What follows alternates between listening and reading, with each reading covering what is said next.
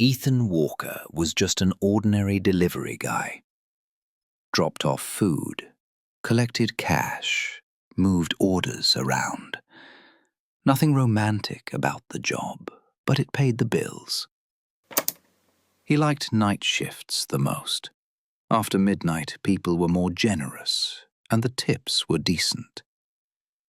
Ethan had gotten used to the rhythm and the weirdness that came with late-night work. Drunk people suddenly trying to hug him, a guy with blown pupils staring like he was about to throw a punch. Even that one ridiculous night when a man opened the door at 2:30 a.m., completely naked, and calmly grabbed his order. All of it was unpleasant, sure, but tolerable. Until the night he got the order that changed everything.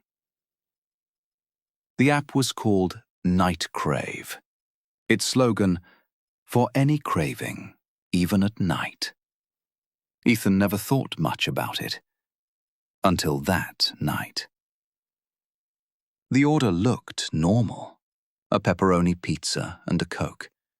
But the tip was huge. He hit accept without hesitation. GPS led him toward the outskirts. The neighborhood felt strangely empty. Streetlights flickered like they were dying. The air was colder than in the city center. The silence almost felt like it was listening to his footsteps. The house at the address was 2 stories tall. No lights, no sign of life.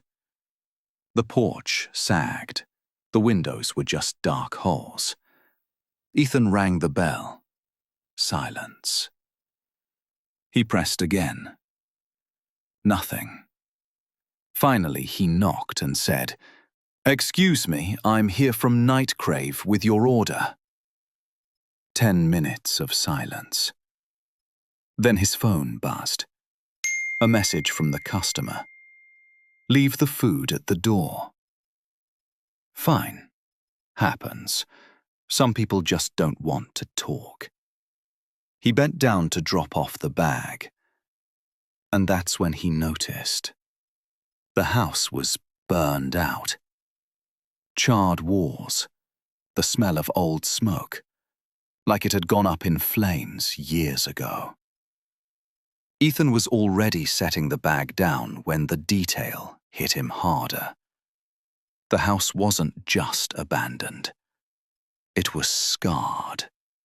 Blackened boards, patches of soot like old wounds. The scent of fire hung in the air.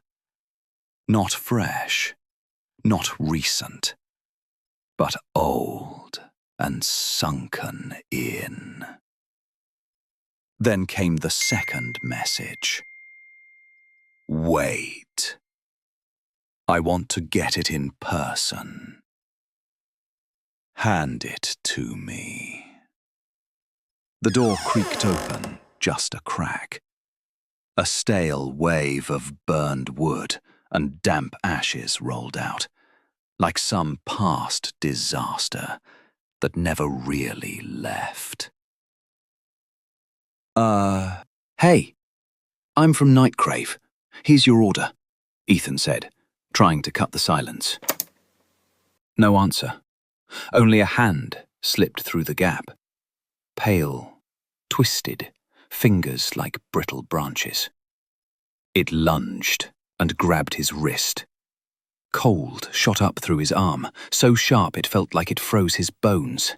Ethan yanked back, instinctively jumping off the porch.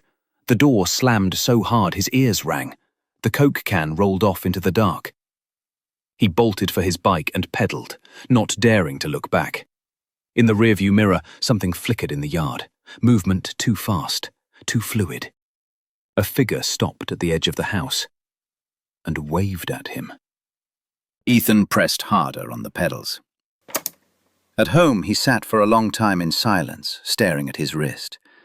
On the skin was a clear print of a hand, like it had been branded there with ice. He spent the next couple of nights at his girlfriend's place. He told her everything.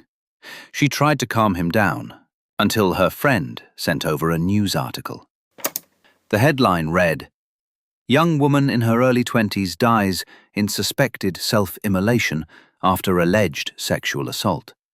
Attacker remains unidentified." The photo attached? The same house, smoke-stained walls, burnt windows. 6 years ago, a young medical student suffered a terrible incident involving a delivery guy. Unable to cope with the aftermath, she tragically ended her life by setting herself on fire. The next day, a coworker showed Ethan a screenshot. In the Nightcrave database, the customer's address was still active. Orders were still coming from it. Ethan stopped taking night shifts. For 2 weeks he slept with the lights on, checked the locks, jumped at every sound. One night before bed, a notification popped up from the app. Ethan opened it just to check. He was scared, but curiosity won out. An active order from that house. He refreshed the app, and when he logged back in, a new message appeared. "Your order is on the way." But Ethan wasn't working. He wasn't on shift. He hadn't accepted any orders. The delivery was assigned to his own address. He locked his phone, and in the reflection of the screen, for just a split second, he saw her. Skin cracked like burnt paper, hair smoldering, eyes staring right at him through the glass. Ethan spun around. No one was there. After that, he moved in with his girlfriend. For a whole month, nothing happened. Almost nothing. Because Nightcrave kept reinstalling itself. Ethan would delete it, and the next day it would be back. He cleared his memory, reset his settings. Nothing worked. Then one evening, everything changed. He was deleting the app yet again when a new notification appeared. It wasn't pizza and Coke this time. The order read, "One courier," with a note attached, "Come inside." And right after that, "Arriving at your door any minute now." Ethan hadn't accepted an order. He hadn't worked in over a month. So who was making the delivery? The moment he locked his phone, someone knocked at the door.